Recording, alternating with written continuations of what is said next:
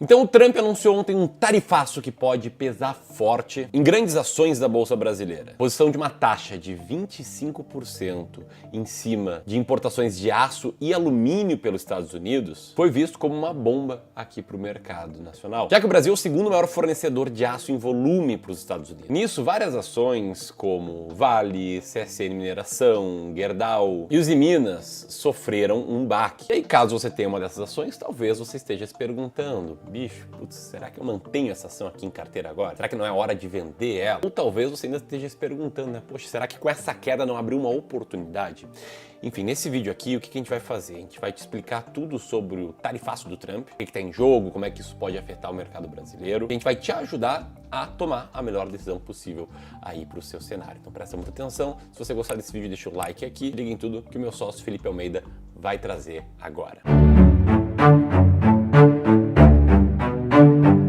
Boa, vamos lá, e a primeira coisa é a gente responder se ferrou geral. E a resposta é que não ferrou geral, pelo menos ainda não. E pra você entender por que eu tô dizendo isso, tem alguns detalhes muito importantes da gente passar. Pra colocar todo mundo na mesma página, ontem, segunda-feira, dia 10 de fevereiro, o presidente Donald Trump soltou mais uma dele, um tarifaço de 25% sobre todas as importações de aço e alumínio que entrassem nos Estados Unidos. Tudo isso a partir do dia 4 de março. Essa medida foi mais uma das canetadas do Trump para poder priorizar a indústria nacional. E aí um dos jeitos mais rápidos que ele encontrou de fazer isso foi justamente colocar impostos de materiais que vêm de fora do país. Na fala do Trump, ele afirmou que a nação precisa manter a produção desses itens dentro do país, sem depender de importações. O foco principal é revitalizar a indústria dos Estados Unidos e fortalecer novamente a economia. Beleza, isso aqui já traz o caráter mais protecionista que o governo do Trump está assumindo. E o motivo do Trump mirar no aço e no alumínio é que, de fato, 1/4 de todos esses materiais que são usados nos Estados Unidos vêm de fora. Mais especificamente, vindos do México, do Canadá e até da Ásia. No caso do alumínio em específico, a fatia é cerca de 50% de produtos que são importados. Aí quando a gente traz esses números para o Brasil, a gente vê um pouco desse panorama. Em 2024, a gente foi o segundo país que mais exportou aço lá para os Estados Unidos. E um ano antes disso, os Estados Unidos chegaram a comprar 18% de todas as exportações brasileiras de ferro, ferro fundido e aço. Ou seja, boa parte do que eles usavam até aqui vinha do Brasil. Agora, de onde vêm exatamente esses materiais? Quais empresas são as que produzem e exportam para os Estados Unidos que podem ser impactadas? Eu vou te citar as 4 principais e aí te dizer como é que essas medidas podem afetar diretamente o governo brasileiro e o norte-americano, inclusive. Só que eu sei que a maioria tá aqui pensando com cabeça de investidor, querendo tomar a melhor decisão para basear e melhorar a sua carteira de investimentos. E é justamente aqui que todo mundo precisa ficar extremamente atento. Se você hoje abriu as suas redes sociais, abriu portais de notícias e leu coisas como essas daqui, ó, como o tarifaço Trump sobre aço e alumínio impacta as ações da bolsa, ou tarifaço do Trump cria oportunidades para o Brasil, entenda. E eu sei que muitos de vocês já se interessam para, caso alguma coisa se concretize, pensar em comprar ou vender por conta disso aqui. Só que o que acontece em 95% dos casos das pessoas que agem desse jeito é que, na média, elas vão perder dinheiro. Ah, Felipe, mas eu não tô perdendo dinheiro. Se eu vender a Vale agora, por exemplo, e ela cair pra caramba, eu vou deixar de perder. E, infelizmente, se você pensa desse jeito, você está investindo de acordo com a média, cometendo um erro que todo investidor médio comete. Tentar prever o futuro e, com isso, acabar comprando quando tudo tá na alta e vendendo quando tudo tá na baixa. É isso que acontece com quem compra baseado em manchetes e notícias, por exemplo. É quase uma regra implícita. Quando a gente vê as notícias indo mal demais, são justamente os momentos em que a bolsa estava nos patamares mais baratos da história.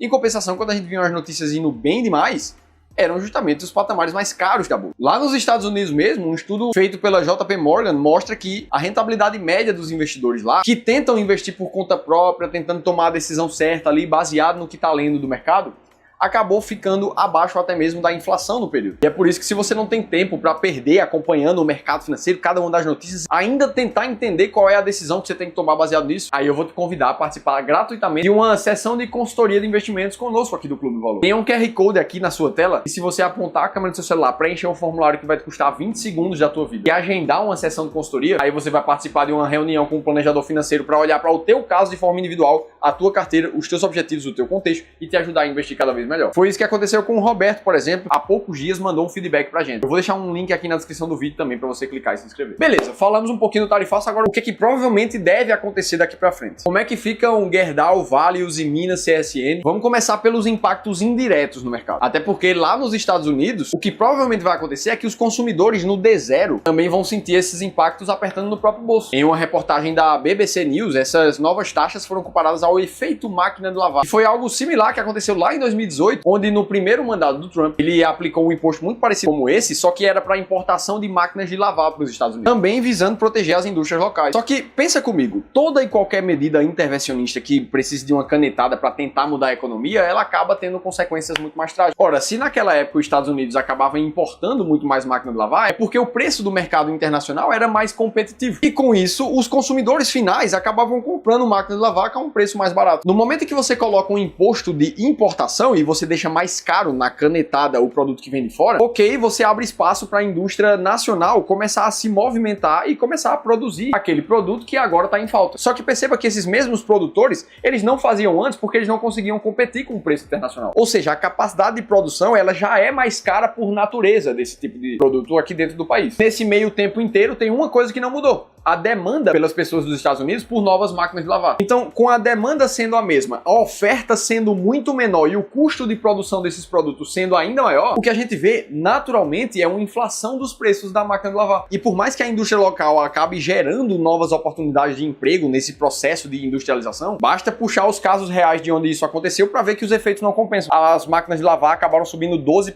no período. E para efeito comparativo, os norte-americanos pagaram 820 mil dólares a mais por máquina de lavar a cada emprego criado. A conta não fechou. E foi isso que endossaram ali os economistas do Centro de Pesquisa PIE em Washington, D.C. Então nada impede que essas medidas protecionistas do Trump acabem trazendo um efeito negativo depois de aplicadas e ele volte atrás, como já aconteceu no passado. Lá em 2018, inclusive, os Estados Unidos e o Trump já haviam aplicado um imposto de 25% sobre o aço e de 10% sobre o alumínio. A diferença foi que na época México e Canadá foram excluídos da lista. O Brasil também fez um pedido para entrar na lista de países isentos e conseguiu. E aí alguns meses depois, as medidas já precisaram ser flexibilizadas e os Estados Unidos começaram a comprar do Brasil de novo, com mais liberdade. E aí ficou um vai e vem absurdo. Taxa, não taxa, tira taxa, flexibiliza taxa. E aí em 2022 veio o governo Biden e tirou definitivamente essa medida da taxação. O fato é que com a notícia recente da possibilidade da volta dessa taxação, o mercado global já começou a reagir, com líderes mundiais reagindo a esse preço colocado na canetada. O comissário de comércio da União Europeia, o Maroš Šefčovič, declarou que os Estados Unidos vão alimentar a inflação com a iniciativa, que é o que a gente está conversando aqui. Enquanto que a presidente da Comissão Europeia, a Ursula von der Leyen, não sei se é assim que fala,